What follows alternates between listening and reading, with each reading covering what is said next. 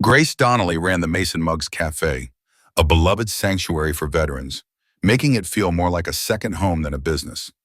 Every Wednesday, she hosted Heroes Hour, a cherished tradition where veterans found quiet solace and connection. Her deep empathy stemmed from a personal tragedy. Her husband, Staff Sergeant Michael Donnelly, was killed in action. One morning, a rigid state health inspector demanded veteran Ray McMillan and his service dog Shadow leave, citing health code violations. Grace bravely refused, defending Ray's dignity. The regional manager, Deborah Lyall, witnessed this and immediately fired Grace.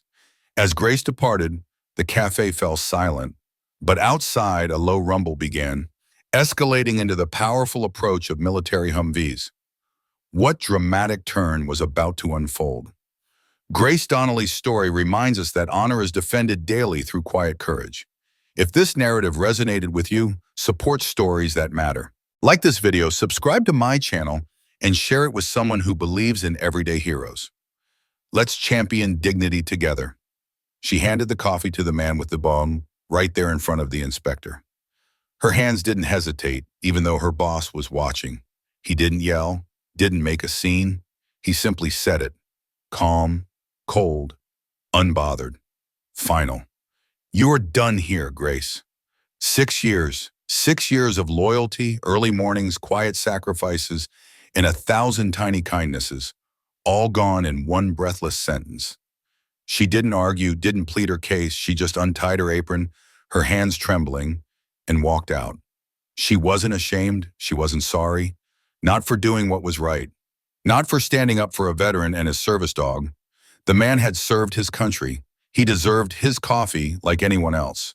What Grace didn't realize was that someone had caught the moment on video. A customer near the counter, phone half raised and unnoticed, had captured the entire exchange. And before the morning rush had even cleared, the ground began to tremble.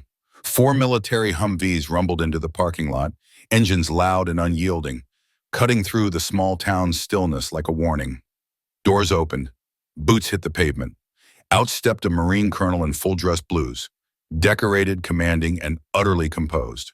A man whose life had once depended on the very veterans Grace had just stood up for. From that moment on, everything changed. Grace Donnelly was never the kind of woman people noticed first. She wasn't loud or flashy. She didn't demand attention. But she was the kind of woman no one forgot. Her presence lingered in the memory like the scent of warm coffee or the echo of a familiar song. She was 35, and she ran the Mason Mug Café, tucked quietly along the edge of downtown Mason, Georgia. A modest little shop, just 15 minutes down the highway from Fort Gringanger, one of the biggest Marine bases in the southeastern United States. Mason looked like it had been pulled from a Norman Rockwell painting. Tall oaks lining the sidewalks, American flags waving from every third porch, and a hardware store whose walls hadn't seen fresh paint since Reagan was in office. But step inside the Mason Mug, and the air shifted. It felt different, warmer, safer, more human. Grace had made sure of that. She didn't run her cafe like a business. She ran it like a second home. It wasn't about profit margins or trendy gimmicks.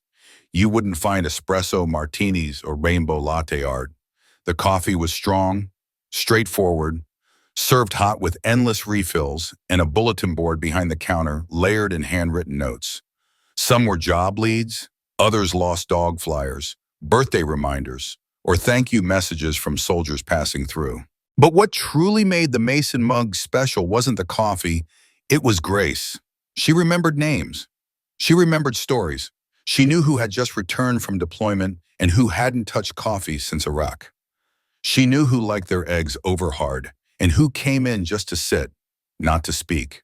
She made room for silence, the kind that came from men and women who carried burdens words couldn't always reach. Every Wednesday at 9:00 a.m. sharp, she hosted what had become a quiet but beloved tradition in town, Heroes Hour. It started small, just 3 people. Her father-in-law, Ben Donnelly, a retired Marine Corps drill instructor whose stern demeanor softened around Grace. Ralph, a Vietnam vet who rarely spoke but never missed a single week. Louisa, a former Army nurse with a laugh like wind chimes, sharp-witted and kind. In time, the circle grew. Veterans from Desert Storm, Iraq, Afghanistan, all found their way to her little corner of Mason. Not for the food, not for the coffee, but for Grace. She created something they couldn't find elsewhere. A place to be seen, not judged. To sit without having to perform or explain. She said the same thing every week, right before things began. This is a place to be seen, not fixed. To sit, not perform. They always nodded, and slowly, shoulders would relax, hands would steady, and stories would flow. Some were light and funny. Some were heavy and raw. Some couldn't even be spoken aloud, but were understood anyway. Grace never talked much about her own past. She didn't need to.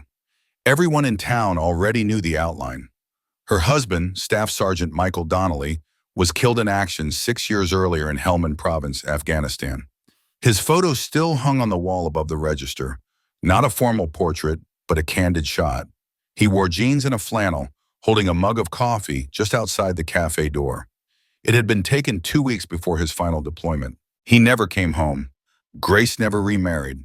She never even hinted at the idea. Instead, she poured her grief into the cafe, not to run from the pain, but to build something with it.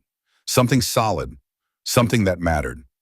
People in town admired her for it, but more than admiration, they held real respect. Veterans called her ma'am with sincerity. Teenagers held the door open for her without being asked. Even the mayor made a point to stop by once a month just to thank her for holding the community together better than any government office ever could.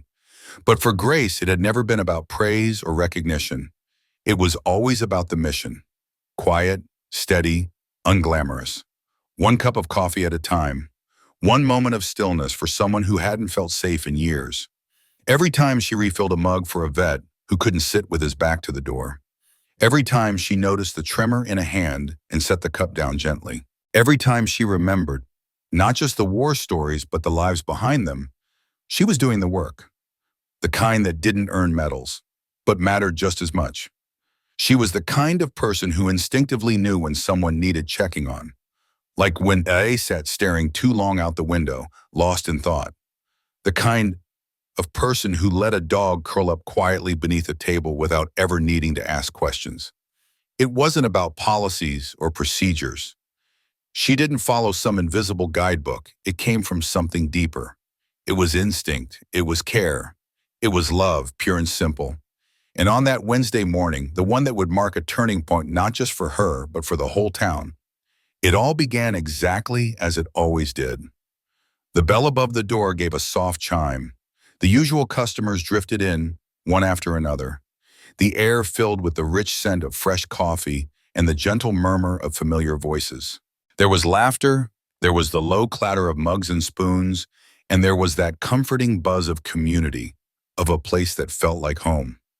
Behind the counter stood Grace, sleeves casually rolled, hair pinned back with practiced ease. She moved with quiet rhythm, giving a subtle but sincere nod to each person she recognized. She had already brewed the first pot of dark roast, the special one set aside for Heroes Hour, and was now arranging the stack of ceramic mugs she reserved just for the veterans.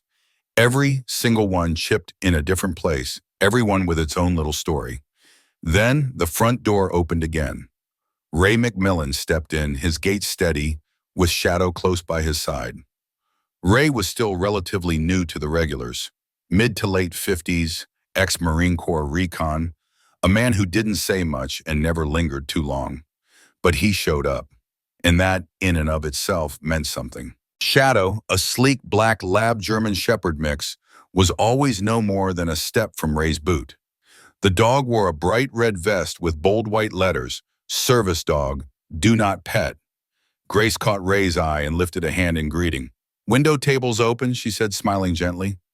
Ray gave a nod, muttered a quiet "thanks," and led Shadow toward the far corner of the cafe, settling into his usual spot. Then something in the atmosphere changed. The front door swung open again, this time with the assertiveness of someone who expected people to make room. In walked a man wearing a navy blazer, sharp slacks, and an expression so tight it looked like it hadn't smiled in years. He clutched a clipboard like it was some kind of weapon. The name tag on his lapel read, "Logan Prescott, State Health Inspector."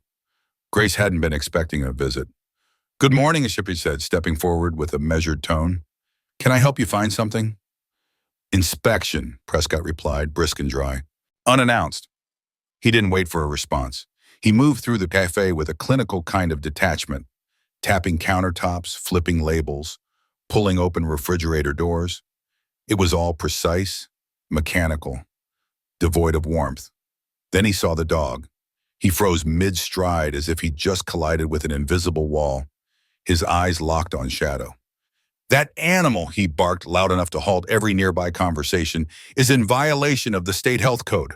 No animals are permitted where food is prepared or served. The room stilled, heads turned, voices fell into hushed silence. Grace calmly stepped out from behind the counter, her voice low but unwavering. He's a registered service dog, she explained, steady as stone. Aiden law allows him to be here. Prescott's expression darkened. He scanned the cafe like he expected someone, anyone, to back him up. I don't care what kind of vest he's wearing, he snapped. Animals carry dander, saliva, hair. This is a health hazard. Either the dog goes or this cafe does. Ray didn't speak, but he shifted in his chair, knuckles whitening around his coffee cup. Shadow remained perfectly still, eyes trained only on Ray, waiting. Grace drew in a slow breath. Her voice, when it came, was soft, but there was no mistaking the firmness in her words. I'm not going to ask a veteran to leave, she said, and I'm not asking his service dog to leave either. You're welcome to write your report, but you'll do it knowing you tried to publicly shame a man who served this country right in front of the very people he served to protect. Prescott's jaw tightened. Somewhere in the back, someone muttered, "Damn right." But before anyone else could speak, another voice cut through the air like a blade. Grace Donnelly. Everyone turned. A woman stood in the doorway now, stylish blazer, crisp blouse, cold authority in her posture. Her tone could have frozen a room.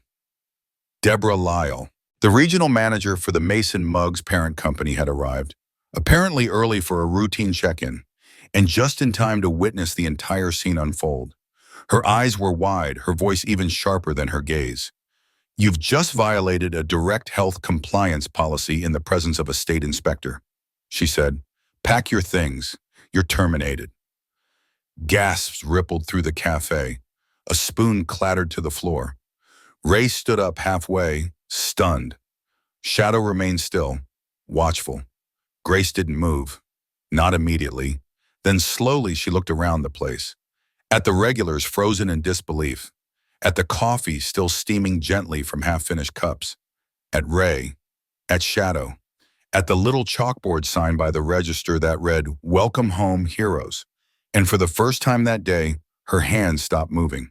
She saw the sign on the wall, bold white lettering against brick red that read, "Heroes Hour today, free coffee for vets." Her lips curled into the faintest smile, though her eyes shimmered with something deeper. Her fingers, unsteady and tense, untied her apron with quiet care. She folded it neatly and laid it on the counter, each movement heavy with finality. Then she turned toward the espresso machine where Elena, the youngest barista, stood watching with bead, uncertain eyes. Leaning in, Grace whispered softly, "Make sure Rye gets his refill." Her voice carried more weight than any order ever could. And with that, Grace walked through the side door and into the sharp morning light, leaving behind a hushed and stunned cafe. No one moved to follow, but somewhere among the watching eyes, a phone was lifted and a mic in a video began to record. That small act, gentle, unassuming, was captured. It floated instantly into the invisible stream of social feeds and news algorithms, a ripple in the digital ocean. A story had begun, not of a woman who broke a policy, but of one who refused to break her soul. She had drawn a line and stepped over it with quiet dignity. Far from the Mason Mug Cafe, in an office lined with framed military photos, plaques, and a desk too heavy with decisions, Colonel Richard Gaines picked up a call. He didn't let it go to voicemail. He didn't defer it to someone else. He listened. For the next 35 minutes, the cafe sat in near silence. Conversation ceased. Customers whispered in low tones. Some left their cups behind, still warm, abandoned in mid-sip. Others lingered, their gazes fixed on the street outside, as if answers might roll in on the morning wind. But Lena, the girl Grace had trained, encouraged, and quietly trusted, remained at her station. Her hands were trembling as she poured Ray's refill. Later she'd confess, "I didn't know what to say, but I knew that if I left that counter, I'd be letting her down." Ray sat unmoving at his table, his coffee untouched. Since Grace walked out, he hadn't lifted the cup. His service dog, Shadow, curled at his feet, didn't stir either, just the occasional twitch of his ears, as though he too sensed the shift in the room's air. Something had broken, something unspoken. Then it happened. A deep sound, distant, low, and unmistakable, began to rumble like a storm crossing Georgia hills. At first barely a whisper, it grew, a thunder rolling closer. The floor faintly vibrated. Coffee and ceramic cups rippled. The cafe's front windows trembled with a humming tension. Customers stood, uneasy. All eyes turned to the street. From the eastern stretch of Main Street, through morning mist and golden maple leaves, 4 military Humvees emerged, massive, deliberate, tires snarling against the pavement. Their headlights sliced through the fog like searchlights. The vehicles moved with choreographed precision, forming a barrier in front of the cafe. Then they stopped. Doors opened simultaneously, and out stepped Colonel Richard Gaines, immaculately composed in full Marine Corps dress blues.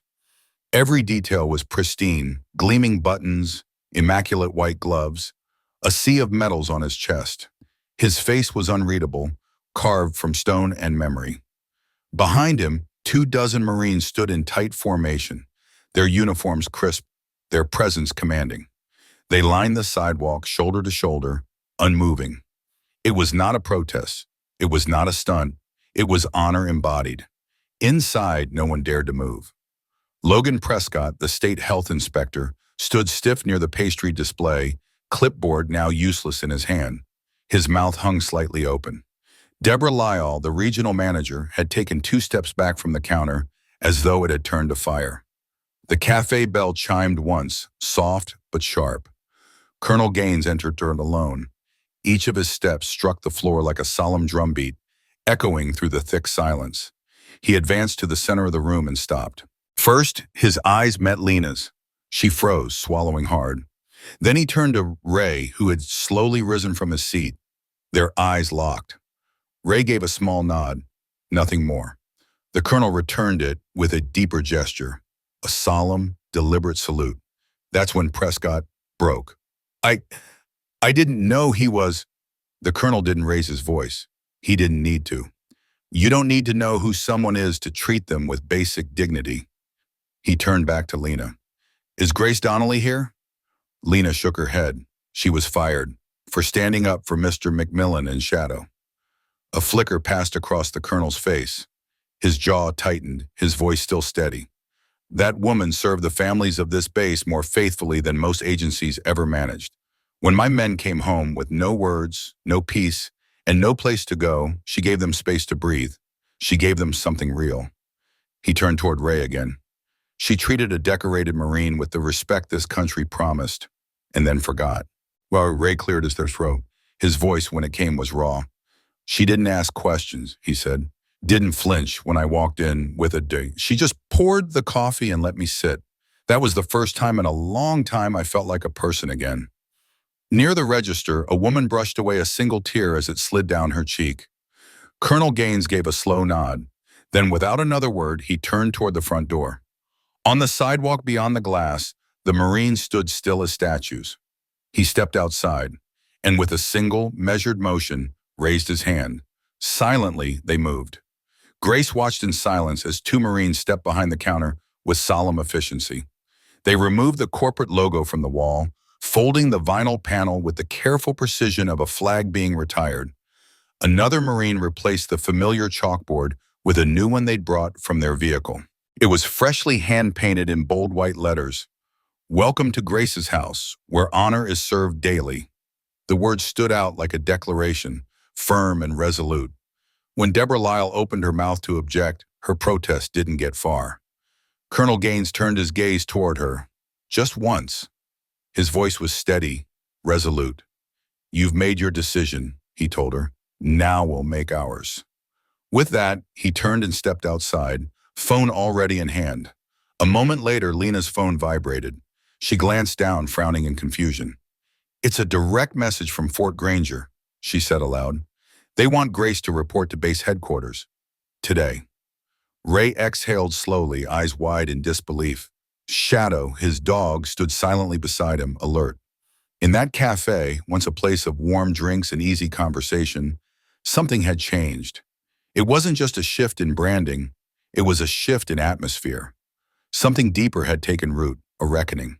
Meanwhile, Grace sat alone in her truck at the end of her gravel driveway, keys clutched in one hand. The engine was off. She'd been sitting there for 15 minutes, motionless. She was still in her work clothes, coffee-stained jeans, her soft blue flannel shirt, and those worn-out shoes that had soaked up years of spilled espresso. Her fingers tapped absent-mindedly against the steering wheel. She stared straight ahead at the road, mentally replaying the morning again and again like a scene she couldn't turn off. She had been fired in front of her customers for standing up for what was right, humiliated, dismissed, and now, out of nowhere, a message from Fort Granger. A meeting request. Colonel Gaines wanted to see her today. She didn't know what to expect. She didn't even know if this was a good thing. But somewhere deep in her gut, she felt it. Something had shifted. Something bigger than her job at Mason Muggs had just been set in motion. She inhaled, slow and steady, then turned the ignition. The truck rumbled to life. She pulled out into the familiar road she'd driven down 100 times before. But this time was different. She wasn't delivering muffins or refilling coffee canisters. She wasn't Grace the barista. This time, she was driving through the gates. Fort Granger rose ahead like a small, self-contained city, its orderly roads flanked with flags, the rhythm of cadence calls echoing faintly in the distance.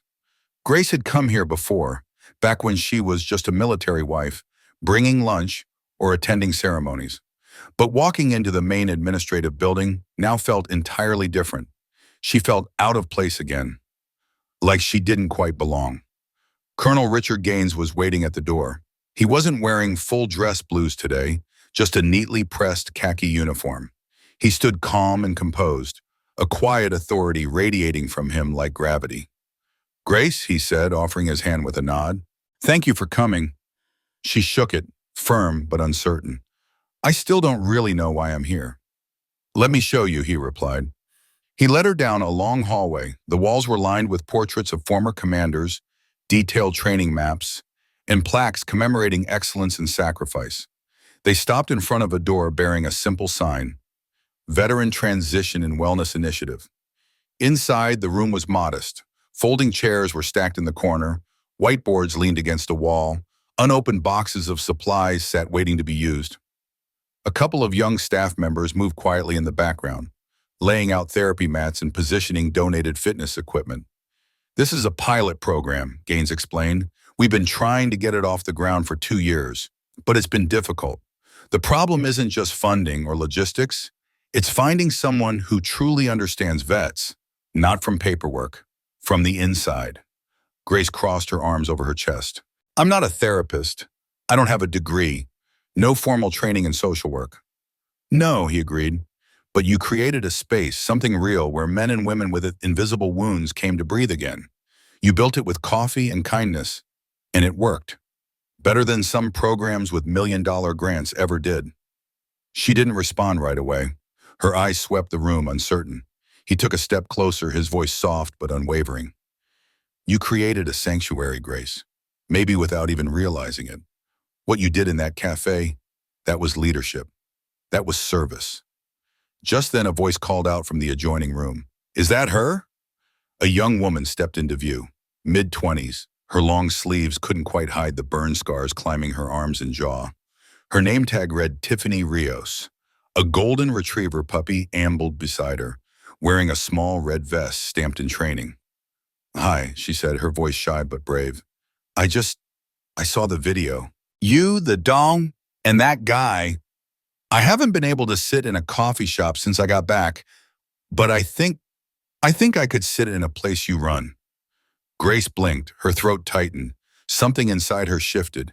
Colonel Gaines smiled gently beside her. We'd like to offer you a position, not as a figurehead, not as a name on some brochure. Wanted to keep a promise. Her voice was steady, but her throat tightened as she looked out over the folding chairs and paper tablecloths. A promise to my husband, to his friends, to all the people who walk through life caring more than anyone should ever have to. There was no applause, just silence, the kind of silence that meant people were truly listening. Laden, as she stepped off the stage, a woman in a faded army jacket took her hand. "My son," she said quietly. "He hasn't smiled in years, but he smiled last week, after visiting your center." Grace nodded, overwhelmed, unable to speak. The woman squeezed her hand once, then turned and left. Back at the center that evening, Grace walked through each room in silence. The walls weren't bare anymore. There were photos, sketches, dog tags hung like wind chimes in corners. On one table sat a drawing Tiffany had left behind. Shadow curled up next to a pair of boots. Underneath, in shaky handwriting, it read, "He stayed." That night, Grace added a page to her notebook. Not just names this time, but a line of her own. Healing isn't a destination. It's a rhythm, a breath, a place where people finally feel safe enough to begin again. She didn't share that line with anyone, not yet. But it stayed with her the next morning when she opened the doors early, letting the sunrise spill across the scuffed floors. She made the coffee herself, humming softly, just like she had at the Mason mug. The smell of roasted beans mingled with the quiet sounds of footsteps, paw pads, and hesitant greetings. By mid-morning, the therapy rooms were full. One group talked about nightmares and neck pain, another about VA paperwork and the way grief can sneak up on you in line at the grocery store. In the back, a young woman held a therapy cat close to her chest and whispered that she hadn't slept more than 3 hours in weeks. But here she might try again. Outside, Grace saw Ray standing with a young corporal, nodding as he talked, shadow resting between them. She watched as Lena slipped in the door, laughing at something on her phone, already heading to the kitchen like it was hers too. It was working, not because of strategy or credentials, but because the space had been shaped by hands that understood both breaking and building. Because it made room for doubts and doubt and the quiet ways people say, "I'm still here." And somewhere deep down, Grace knew this wasn't just about outreach anymore. It was about belonging. She turned back inside, picked up her notebook, and wrote another line. "We don't heal all at once. We heal together." She had refused to throw out a man and his dog. For a split second, the room stood still. Then, like a wave rolling over a quiet beach, applause rose, deep and honest and loud, filling every corner with something real. And from the back of the crowd, Rai stood, his silver star gleaming faintly on his chest, and raised a quiet, solemn salute just for her. That night, back at the wellness center, Grace sat alone beneath the wall of photographs. She'd seen that wall grow over the months, faces, moments, sacrifices. But now she added one more. It was a picture of the cafe taken the day after the Humvees rolled in. People were packed shoulder to shoulder, dogs dozing peacefully beneath tables, coffee cups clutched in hands. There had been no fear in their eyes, no shame, just the raw simplicity of being together. Above the photo, she taped a card in her own careful handwriting. "Legacy isn't what we build for ourselves, it's what we protect in others." And in that hush, in that pocket of stillness, Grace felt the truth settle into her bones. The cafe hadn't closed. It had simply found a new shape, a new home. 3 weeks after the fundraiser, an envelope arrived. It was thick, official, sealed with a golden crest from the Department of Defense. Colonel Gaines handed it to her in person. They stood in her small office, surrounded by the low hum of healing, quiet, purposeful, and alive. He didn't say much, just, "You'll want to sit for this." She opened it slowly. The words blurred at first, her eyes searching for meaning until they landed on the first line. "You are hereby nominated for the National Civilian Commendation for Distinguished Service to Veterans." She read it again, then a third time. "I didn't do anything special," she murmured, the words barely audible. Colonel Gaines let out a soft chuckle. "That's exactly why you're getting it." The letter came with more than just recognition. It included an invitation to speak at the National Veterans Advocacy Conference in Washington, D.C. Grace's legs wobbled beneath her. I'm not a public speaker. You are now. When the day came for her trip, she packed light, a single blazer, Michael's old watch, and the same well-worn notebook she'd always kept behind the counter. It held years of scribbled names and birthdays, little notes like Tiffany prefers tea and don't ask Rye about May 15th. That notebook had been her memory, her mission, her quiet ministry. It held more weight than any resume ever could. As she waited at the airport gate, a voice called her name. Need a ride, Miss Donnelly?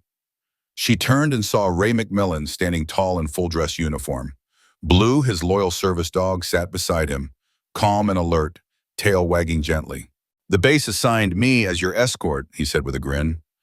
Grace laughed, a mix of nerves and gratitude. You clean up pretty good, he smirked. You're the one about to speak to the Pentagon. The ballroom was larger than she had imagined. White linens, a polished podium, camera lenses glinting from every angle. Her name lit up in clean, elegant script on the screen behind her. When she stepped up to the microphone, her voice was small at first, lost in the room's vastness, but the room leaned in. I'm not a general, she began. I'm not a doctor. I didn't write policy. She paused. I ran a cafe near a military base. I served coffee. I listened. Another breath. But in that space, something sacred happened. Veterans didn't come in looking for advice. They came to be present. They didn't need fixing. They needed to be seen. Heads nodded. A few people wiped tears. One day I got fired for letting a man sit with his service dog. That was when everything changed. Her voice steadied now, fueled by truth. But it was never really about the coffee. It was always about dignity. The applause that followed shook the chandeliers. From the back of the room, Ray didn't cheer. He didn't clap. He just nodded. A soldier receiving his mission in words he'd waited years to hear. Later that evening, as the sun set behind the PTOAC, Grace slipped out alone, but she needed silence. Air. A man in a gray suit approached, his beard white, eyes gentle behind wire-rimmed glasses. You don't remember me, do you? He asked softly. She looked at his face. It stirred something, familiar, half-buried. He pulled out an old photograph, grainy, worn at the edges. In it, Michael stood beside the older man in uniform, both of them outside the cafe years ago, before Michael's final deployment. You poured me a cup of coffee the day I got my medical discharge, the man said. You didn't say anything, just smiled. He paused. It was the first time I felt like myself again. He held out the photo. It's yours now. She took it with trembling hands. Her voice caught in her throat, too full for words. Back home in Mason, the town held a welcome celebration. But Grace, she didn't head there right away. Instead, she found herself returning to the wellness center. The hour was late, and the place had fallen into a hush. Only a few veterans remained, sitting near the fire pit, their silhouettes barely flickering in the low orange glow. Grace walked slowly to the wall of photos, the tribute wall. Reaching into her worn leather bag, she pulled out a new picture and gently added it to the collection. A snapshot taken at the conference, capturing the crowd mid-standing ovation, faces lit with admiration and something deeper, recognition.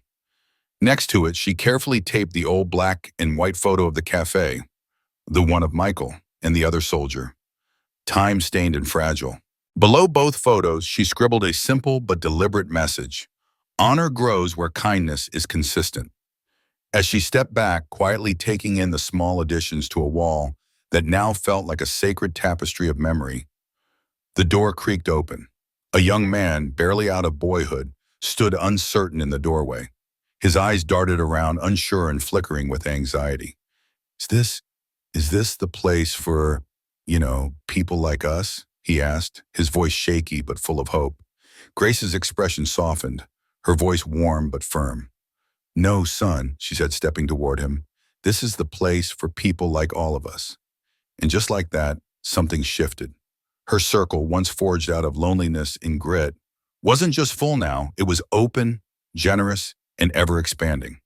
In a world that spins faster every day, where loud voices dominate and rushing past becomes a habit, it's the quiet moments that we so often miss. The soft-spoken waitress who listens, The veteran who trembles when no one's watching. The silent wag of a service dog's tail as it senses fear or peace or pride. These are not small things. These are the very things that shape who we are.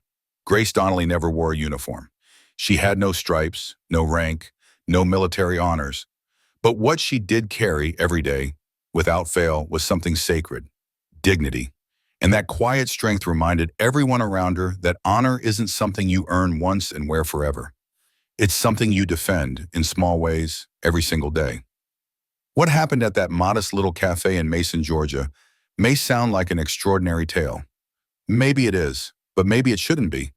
How many graces have we passed by without noticing? How many veterans have we thanked with polite words, but never through meaningful action? In this divided and distracted world, Grace's story is more than just a moment in time. It's a mirror held up to all of us asking, would I have stood like she did? Have I ever chosen silence when my voice could have made a difference? Now we'd love to hear from you. Have you ever witnessed a quiet act of courage? Or maybe you were the one who received someone else's unexpected grace. Share your experience below. Your story might just inspire someone else to do the hard, right thing, even when no one's watching. Thank you for spending part of your day with us. If this story moved you, please consider liking, subscribing, and sharing it with someone who believes in quiet heroes. People who carry strength not in medals, but in their choices. Because sometimes the strongest stand doesn't come with a salute. It comes in silence, in kindness, in grace.